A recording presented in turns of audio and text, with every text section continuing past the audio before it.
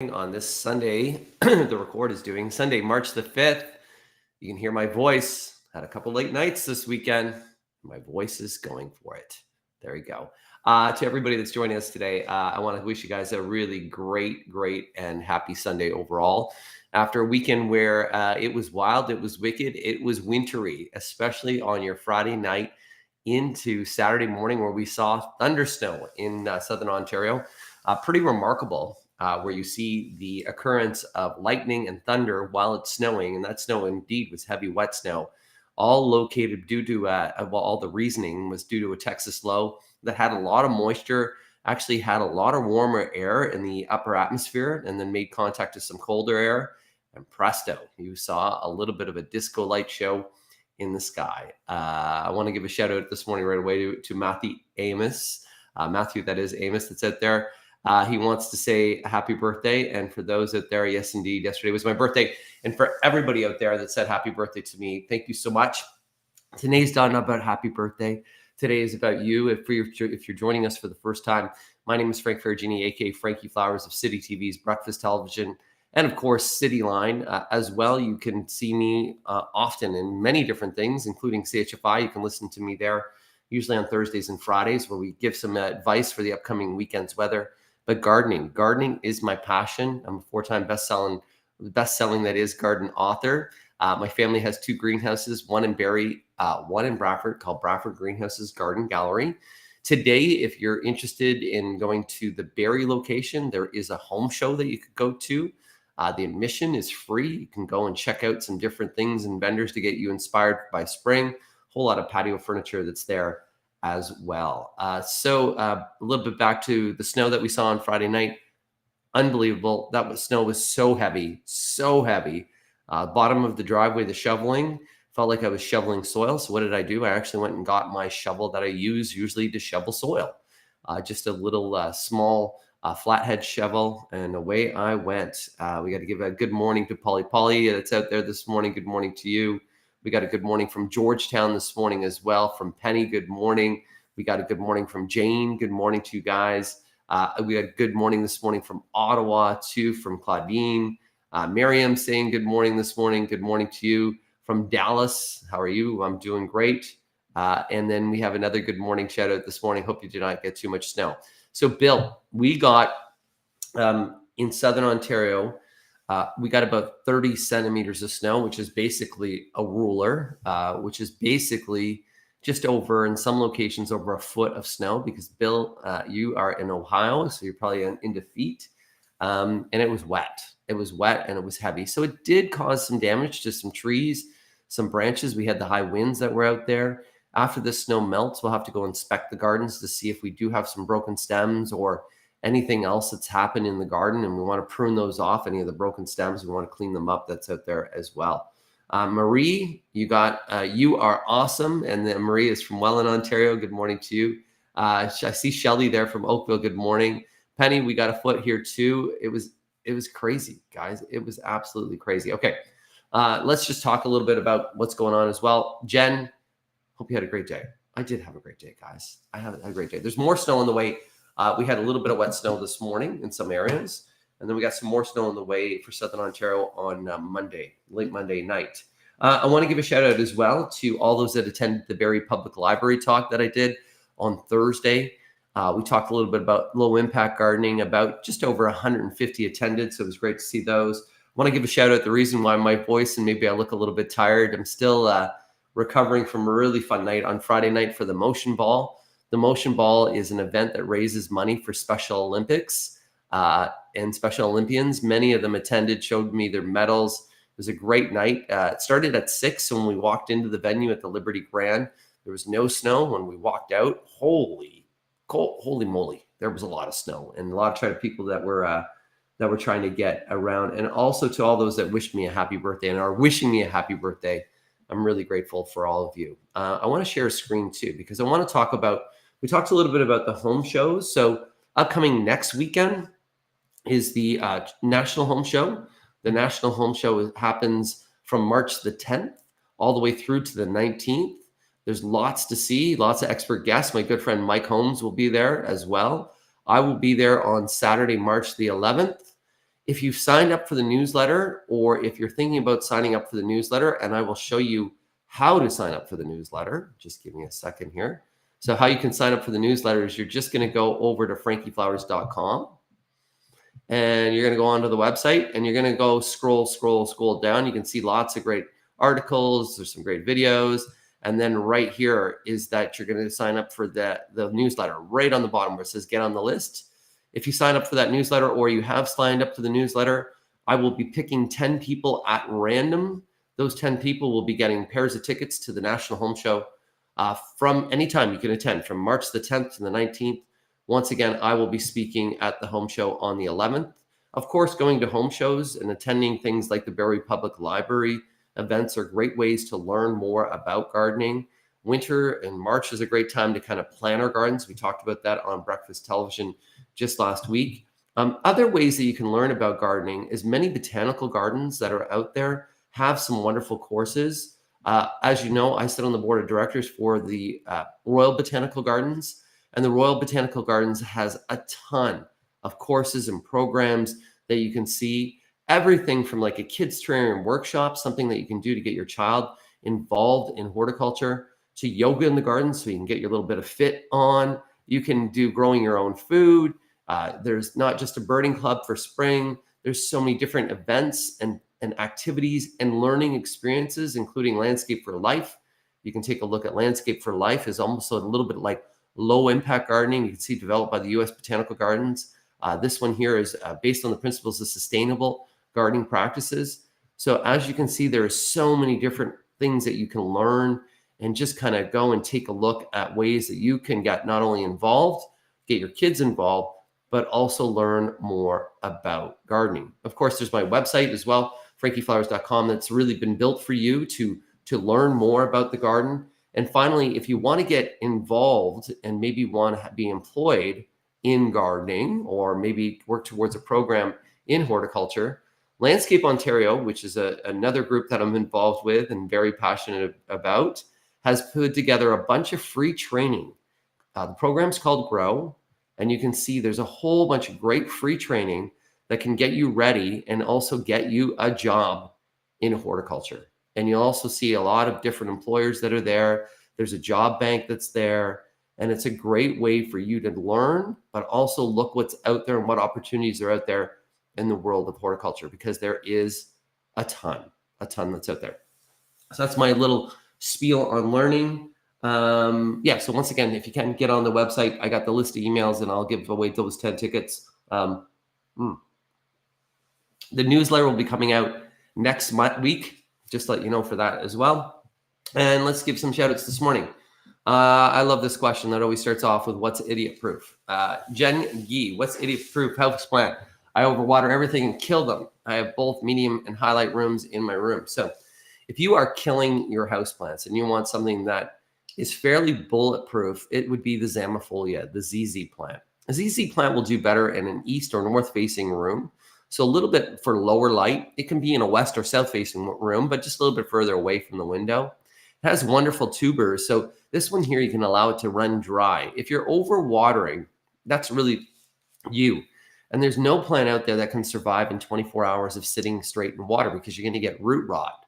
So really a reminder is to let your plants, and I know I have to water some of my plants around my home today because it was really sunny yesterday, and now the daylight hours are getting longer, and I can just see some of my plants that need water.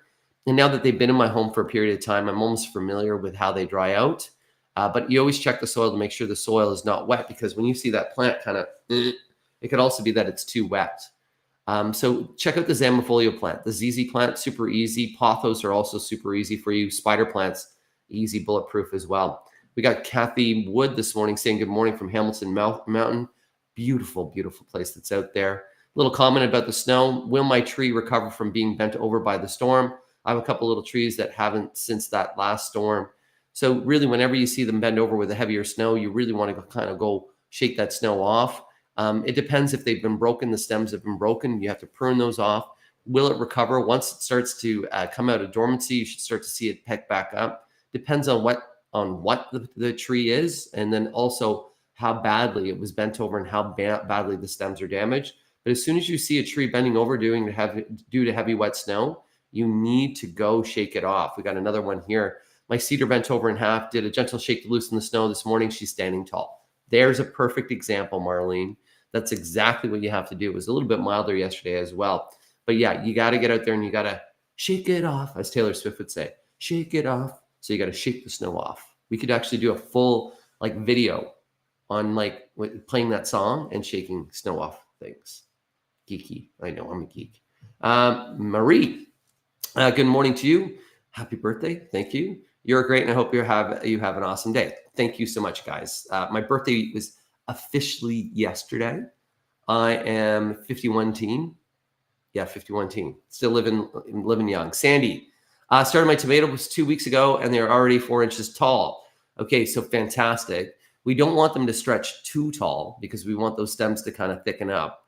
If you want to thicken your stems up, your watering is one way that you can thicken a stem up. So allowing those seedlings to somewhat, once they get to, now that they're 4 inches, now's the time where we can play with a little bit of moisture. We can cut back on the watering. So allowing them to dry a bit, that'll thicken up the stem. And if you can actually have them in a room that gets a little bit cooler at night, super important. And if they're by the window and you see them always, they'll actually lean towards the window.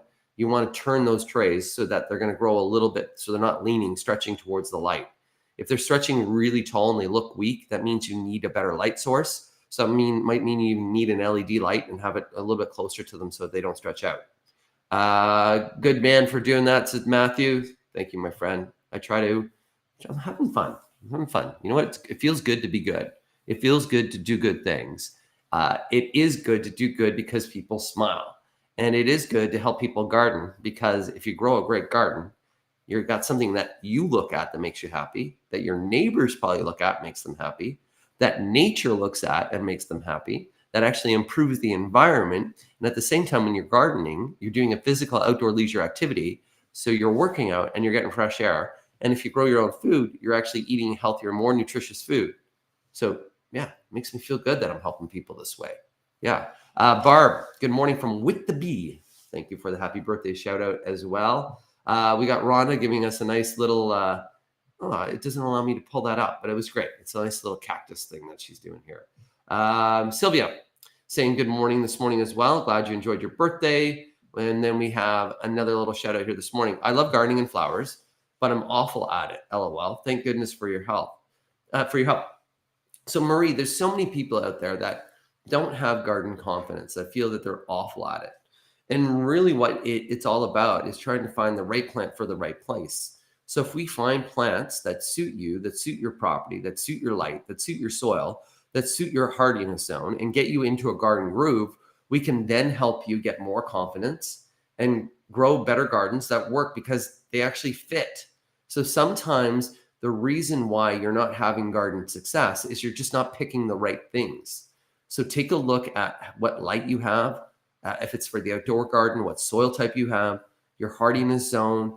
Go to independent garden centers. There are some great other garden centers that are out there because of the people that work in them, but independent garden centers generally hire people that are really into gardening and do have great garden advice. Go into the garden center, and if you can even go into the garden center earlier in the season, even now for some garden centers, bring in some photos, ask some questions, talk about your light, and have a really good plan on how to make a better garden this year. So we can get you in your garden groove. We can get you in your garden groove. Very good morning, Frank. This is Sarbich. Marlene, I hope I said your name right. I'm sorry. I'll just call you Sarbi. As an experiment, I put romaine lettuce bottom in water. It's growing. Will it develop new roots? It will develop some new roots, and it will put some new foliage on there, but it won't be able to support the whole plant. You could put it in soil now that the roots are starting to develop. Or it's starting to grow, but really it's going to rot over time. So it's kind of a fun experiment. Putting it in soil will make it last a little bit longer, and it needs to be in a potting soil. Just drinking my lemon tea there, by the way. We have another good morning shout out this morning from Sharon Lloyd. Good morning, good morning to all, and to all a good Sunday. Happy belated container gardening, its benefits and best plants. So container gardening, I always say, makes dull spaces interesting places. So the benefit of a container garden is we can basically put containers anywhere as long as there's some source of light. So nothing grows in darkness. Containers, I generally like to recommend people select larger pots versus smaller pots because there's more soil mass and they don't dry out as quickly and you'll have better success. Even with a hanging basket, those 10-inch hanging baskets tend to dry out. So I'd rather you go to a 14-inch basket, something a little bit longer. You can buy 10-inch and plant it into a larger basket. There are so many different. So if we're thinking about container gardening and doing our own food, something as simple as a bush type tomato will grow great in a container. That pot should be at least 16 inches is where I think that they do the best in. For plants, the wave petunia is great in containers. So usually with containers, I like to have a thriller, a filler, and a spiller if we're creating a pot. So your thriller is something that's going to give you some height. So that could be anything from a birds of paradise, looks at a nice center point. It could be a Dracaena spike, which is a classic gold one. Something with some tall, dramatic height, the thriller. The filler is something that's going to give us a little bit of body to that container. That can be something as simple as a geranium, could be coleus, it could be even a sunshine impatient. Then the spiller is something that's going to spill down. That could be a wave petunia, a calabricola, which is a million val. And then with that, we're getting a nice little bit of drama with the spillover, nice little fill and body that's around that. And then we're getting that middle point.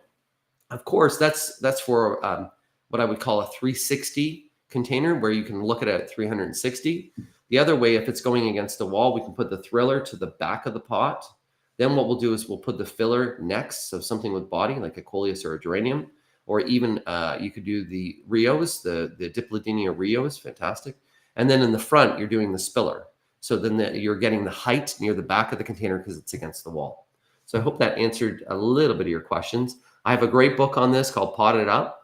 Potted Up, you would have to go to your used bookstores, your libraries, or even try to buy them online because all my books, unfortunately, have sold out. And I'm still waiting for HarperCollins to do a reprint. So if you can, send me an email, Frankie at frankieflowers.com and say, where can we get your books and can they be reprinted? And I'll start sending that to HarperCollins. Okay. Marianne, happy birthday. Thank you for all you do. Thank you for supporting, guys. That's the main thing. I wouldn't do this if you guys weren't here. And it's great to join you. Sophie, good morning and happy belated birthday from Washego. Washego is great. Yeah, really close to Georgian Bay. Of course, really close to the lift locks and also the Trent Severn waterways, which you can go through as well. Speaking about the Trent Severn waterways, of course, you can go through those and go into the Kawartha Lakes. Good morning to you as well, TJ. Good morning. Rosie saying a good morning to you and a shout out. We have another little shout out there this morning too from Linda. Good morning. We have another shout out from Desiree this morning. Ian Brantford. Good morning to you. Penny. I have, I think, a Christmas cactus. Yes. I put it in a different pot because it was overcrowded in the small one. And it came in now and it's doing well. Someone told me to add water, sugar to my flower. To add water and sugar to my flower. No. Sometimes that's the thought when you're doing your Christmas trees, the cut Christmas trees. You don't want to add sugar to your water when it comes to a Christmas cactus or any of your indoor flowering plants. It's going to do no benefit whatsoever. But actually, the sugar water itself could attract ants. So that sugar water could attract ants to those pots, which is something you don't want. With a Christmas cactus, the way a Christmas cactus flowers is based on the shortness of daylight hours. It also will flower based upon a warmer day and a cooler night. So being in a room that just gets natural daylight is something ideal. With a Christmas cactus, I always recommend for people to put them outside in part sun during the summer months. Make sure they're watered. And then in late fall, well, mid-fall, maybe mid-September to the end of September, you bring it in before frost warnings. And then you're going to put it into a room that is a room where it's fairly bright light, but a room that the lights are always off. So it always gets natural daylight, but darkness. And then when it starts to bud out, then you can move it into another room that you want to enjoy and watch it bloom. Vivian this morning.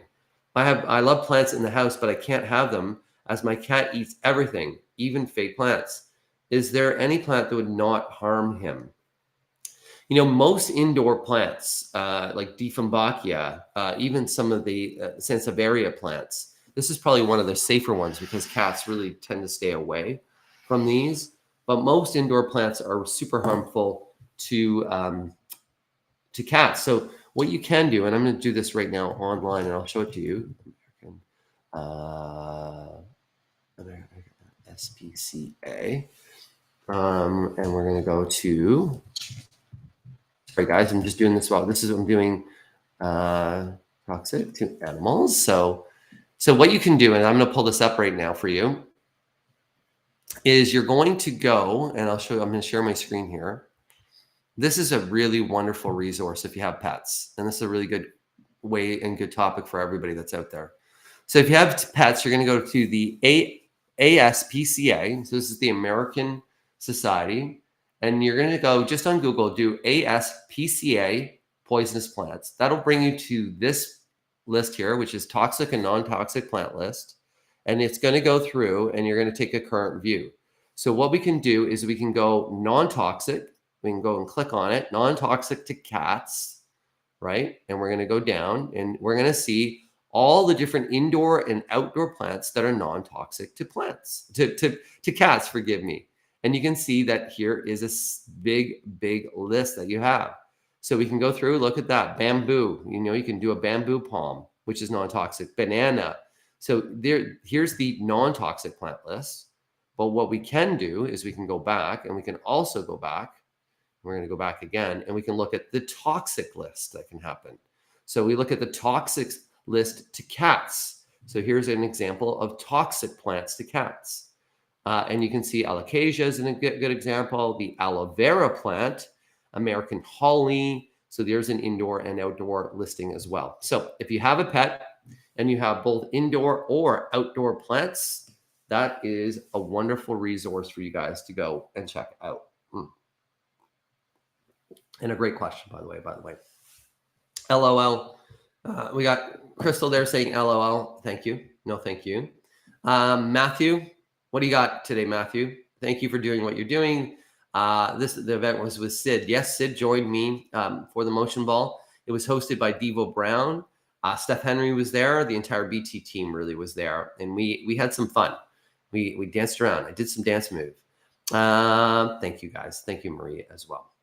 Good morning. Got a shout out this morning as well from Hort Society. Essex Hort Society sends birthday wishes. We are doing CD Saturday next week. Essex Horticultural Society is an example of several horticultural societies that will be doing CD Saturdays. If you're wondering what the heck is a CD Saturday, a CD Saturday is generally a seed exchange. So you can actually go and purchase seeds and go find out about the Horticultural Society, some of the events that they do. Also find out probably about their next upcoming plant sale. So there's lots of things that you can do, lots of great deals, lots of interesting plants, and a great way to network with a group of people who grow plants in your backyard. And what makes that important is all of our backyards are different, meaning that there are so many microclimates. Even if you're watching me in Southern Ontario, even within a 50-kilometer drive around where I live, there are several microclimates. So different things grow well in different areas, and that can even be based on soil type. So if you're watching me and you're in Winnipeg, you can go to the Winnipeg Horticultural Society to maybe their CD Saturday, and you can go and find out what's growing in their gardens, see what seeds are doing well, and really develop your garden groove. It's all about getting your garden groove, that groove where we can find that group of plants that grow well in your area, and that will actually give you great garden success that's out there. Donna, good morning to you from Stillville. Gardening is good for the soul. Indeed, it's like I say, gardening is better than therapy. Well, it's not better than therapy. Therapy can be really good. Gardening is as good as therapy, is what we can say. And at the end of the day, it gives you tomatoes too. Yeah, tomatoes. And studies have shown, I was telling people this, I've been doing some reading about, why people feel so good when they grow their own food is because we're all hunter-gatherers. So the reason why we all come from being hunter-gatherers, if we look at Darwin and the evolution of humans, when we were out there being cavemen and cavewomen, we were hunter-gatherers. And so we got to harvest high. When we found food, there was a dopamine release because we felt good because we could feed our family. And so there is still the harvest highs that happens today. And we got another shout out this morning. Marlene, happy belated. Thanks, guys, as well. Got a question here from Heather. Received hollyhock seeds from my daughter in England. Please give me some pointers on planting. Thanks, Frankie. So the hollyhock seeds themselves can be planted directly in the garden outside in mid to late April, depending upon where you live. It's probably the easiest. Just mark the area that you plant them outdoors. You can start them indoors. If you want to start them indoors, you can start them right now. The hollyhock seeds themselves sometimes do need to go through what's called a little bit of a plunge period. So just put them in your refrigerator for about a week, cool them off before planting. You can soak the seeds for about overnight to 24 hours in water, and then put them in soil, and they'll germinate that much quicker for you. But if you want to do them really easy, you could do some inside, but even save back some others and just do some in the direct sow as well. Jane, good morning, Jane, to you. Happy birthday. I hope you had a great day. I did have a great day. So for my birthday, I spent a little bit of time with my one son. My other son wanted to go skiing, but I don't know if he did with his mom. And then I did a wonderful dinner last night with my cousin Carlo and Liz, his girlfriend, in Newmarket at a little place where there was a live band, and listened to some really great music. It was really great. Then, of course, on Friday night, spent that with all the BT family, my BT crew, and had some fun times at the Motion Ball. So it's been good. This is what I love about our group too, guys. And this is something, if you're new to the group that's on here, that you can see that a lot of people commenting, but also there's people replying to the comments, because I can't get to all the questions. There's no way. But there's also some of the advice that you have that may even be better than the advice I have. So if you see a question that's been posed and you have a comment and you want to reply to it and you have some advice, go ahead and please reply. Just let you know this is a good environment. So I'm looking for positivity. If I see any negativity out there and I kind of see it and find it, I will curate that, and I will try to make sure that we can only make sure that this is good vibes only, good people only, because this is an environment for us to learn and grow and feel good about ourselves and our gardens and get excited. Good morning, Marie. Good morning, Frankie. I sent some pictures, but I guess you didn't get it. Can you send me your email? So my email is simple, Marie. It's Frankie with an IE at frankieflowers.com. So Frankie at frankieflowers.com. You can actually just even go on the website and send me a picture through the website as well. Dolce says, Frankie, I saw a quote for work that was great. Garden reference, just like you were talking about. When a flower doesn't bloom, you don't change the flower, but it's the environment to get that flower to bloom. Exactly. Sometimes for us, we're not blooming in our work and our relationships because we're just not around the right environment, or the people in our environment, the elements, the soil, the hardiness zone, the weather is not the right for us. So sometimes what we have to do is to find the right plant, the right place for us, the right environment, and we'll bloom. And it's the same thing with plants. Great quote. Thank you for sharing that too. That is a fantastic quote, not only to live by with the garden, but also to live by in life. Happy belated Sandra to you as well. Beautiful morning from Collingwood, where it is nice and beautiful and snowy up there. Karen, I hope people are enjoying all the different ski hills that are up there as well. Marianne saying good morning this morning as well from Bolton, Ontario. We got another Marie out there saying happy belated out there. Good morning. We got Sandra saying good morning this morning from Summerside, PEI. Beautiful area as well. I went to school with some Linkletters, with Cheryl Linkletter. I wonder if you know her. We got a shout out from Arnprior, just in the Ottawa Valley this morning. Marlene, the Arnprior Canadian Tire. My family supplies flowers to the Arnprior Canadian Tire. We also supply them into Renfrew and some of the your independent grocer stations, your independent grocers in your area. And I have delivered flowers to the Arnprior Canadian Tire. So I know exactly where you are because I've been there several times. Randall, good morning. Frankie from London, Ontario. Thoroughly enjoy your informative podcasts that are out there. Thank you this morning too. Big shout out this morning. Jan, I need help with my hibiscus tree. I used a whole bottle of Endol insecticide over time, and the spider mites just returned really bad. Please help. So with spider mites, you're going to have to do continual treatment. So I would say to you that we are now in the month of March. So we got another 2 months of indoor growing conditions. And then once you put it outdoors, you'll notice that the spider mites kind of kick back when you put the hibiscus outside, because some of the beneficial insects outside will actually control the spider mites for you. So to continue to do a treatment like you're doing, but I would also use some Bug Be Gone as well. So I would alternate between the two because the two would actually help you out. And the reason why they'll help out is because sometimes you'll find some of those insects get adaptive. Even when you feel like the spider mites are gone, still do monthly treatments because the spider mites can be coming into your home on things like fruit, on clothing, on many different, even if you have a pet that's outside, so they can still come out. So you got to continue to do that treatment practice, and hibiscus tend to get them over time. Rebecca, good morning to you. My cyclamen plant is not doing well.